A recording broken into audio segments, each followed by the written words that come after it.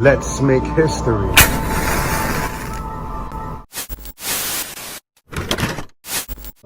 A 111th Street and 5th Avenue. This is the borderline. 5th Avenue is the borderline. You on one side of the street. On 111th and 5th will be Schaumburg. That's the east side of the street, which is now, they changed the name to, it's called the Heritage now. And it's like a luxury, it's luxury apartments. And across the street is a corner store, and that's the west side, where the west side starts, which is Harlem. But, you know, it blends, but that's pretty much the borderline. So it was such a different time back then. First of all, more people were poor back then, actually. Now you have a lot of people that even live in the hood that are well off, to have like big screen TVs, Xboxes and all this stuff, Jordans, but they still live in the projects. Back then it wasn't necessarily like that. You did have that, but people were broke, man, back then. Like, a lot of kids didn't have anything. I remember some of my friends, their phone would get cut off. We're talking landlines. They did have cell phones back then. The brick phones were only, people that had them were either 3 people: hustlers, doctors, or celebrities, and that's including athletes. So if you saw somebody with a cell phone back then, you already knew what it was. And so I had friends whose phone would get cut off for maybe a couple weeks, a couple months at a time, and you had to go to their window and either call them out the window or whistle, or just do some distinctive call, like who wanted a secret call no one knew about. Ooh, you know, skill, you know, ew, skill, or, you know, all kind of stuff, all kind of calls. People would get creative with their calls, but it was a different time back then, and you had Schaumburg Plaza, and there was like a half moon. There's a half moon of like concrete benches, tall concrete benches, and on summer nights, that whole half moon would just be packed with people hanging out, playing music, barbecuing, sitting around eating Chinese food, telling jokes. You got guys smoking angel dust over here, like. And even in the winter, quiet as kept, even in the winter, it would be packed out there. More so in the summertime. And the song, if I had to pick a song that would be the soundtrack to this time, the main song, many songs were played over the years, obviously, but the main song that brings me back to that time is Nobody Beats the Biz by Biz Markie. Which, by the way, that was a play on an old famous commercial who people grew up in the 80s will remember. And there was an electronics store. Like now you have Best Buy where you go get your electronics, right? Back then you had several. One was Crazy Eddie. That was also iconic. Another one was The Wiz. There was a Wiz on 106th and 3rd. But anyway, so it was a play on that. Their slogan was Nobody Beats the Wiz. So Biz Markie, he flipped it. Nobody beats the biz. Nobody beats the biz. Nobody beats the biz. And that song was just everywhere in the neighborhood. And this is throughout New York City, but particularly in my neighborhood in East Harlem, right there on the borderline. And guys used to be out there all hours of the night. And my father lived in that building, 1309, right on 5th Avenue. I lived up the block going towards Lenox. But my father lived right there on the corner. And my pops used to always tell me stories how he thought he might one day get in a physical confrontation or have to kill somebody because everybody was just so loud and rowdy, you know, all in the front of the building. You could barely get out the building. You're saying, excuse me, guys not even hearing me. They drunk, bottle in their hand, like throwing dice or whatever.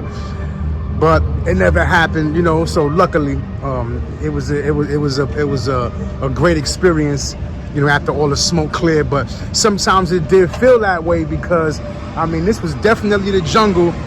It definitely wasn't for the faint of heart.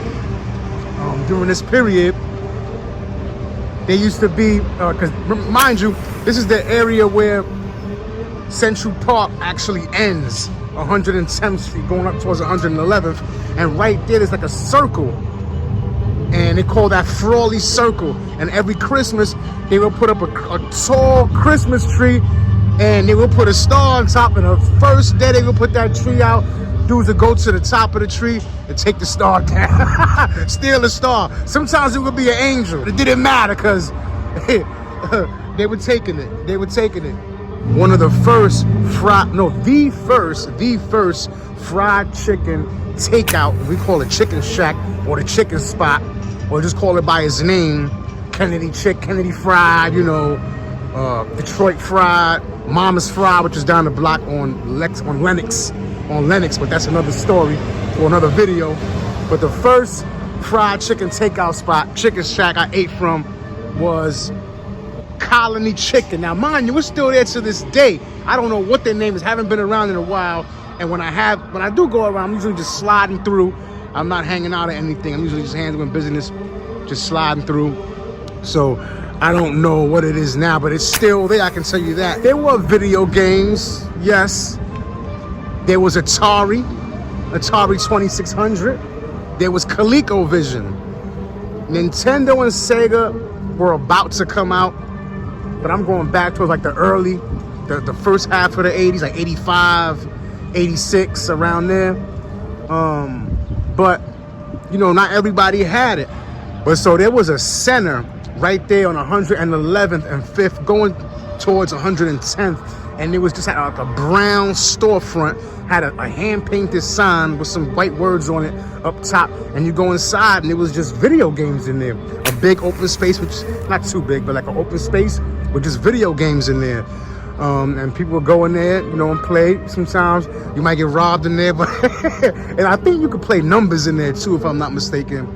But those were some good times. In the summer times, those hot summer Harlem months, they would sell crabs right there, either in front of the center or off on the corner on 111th and 5th, on the side of the corner store. They would sell crabs there, and those fond memories growing up. You'd be running through a vacant lot. There's hardly any vacant lots now in New York City, and of course that's a good thing. But at the same, on the flip side of that coin, you know, that was part of our growing up. That was part of the scenery of us growing up. You know, even though those vacant lots are now filled, a lot of the people whose families were there for generations can't even afford to live there anymore, because as I stated, those are now luxury apartments. So the neighborhood, the face of the neighborhood changed so much over the years. But Schaumburg was something else. Every year, some tragedy was happening in Schaumburg that was making the news. One year was a huge fire there, and people were jumping out the window. Schaumburg is two buildings that are about, I think, 35 stories high. Then there's another building, a shorter building. But there was a fire one time where my brother, who lived in Lehman in 1641, saw them jumping out the window from the fire about 30 stories up. Then one year it was like a crackhead, and he just somehow high on crack got into some psychotic state of mind and just like started throwing threw his niece, I think, out the window, and threw one of his relatives out the window, or one of the kids up there. But it was a huge thing in the news and everything. But something like that was happening every year in Schaumburg, and that's how it was growing up. Yeah, I wanna give a shout out to, you know, I grew up right around the corner. I want to give a shout out quickly to some people that I got love for over the years. You know, Monique, the twins, Kim, Taisha, Dale, Skip, of course, Brat, Joe Black, R.I.P. People, R.I.P. Ant, aka Crip, Dwight, Sadiq, Kev, Gary. Hope you guys are all doing well. Leave your thoughts in the comments. Don't forget to hit that like button.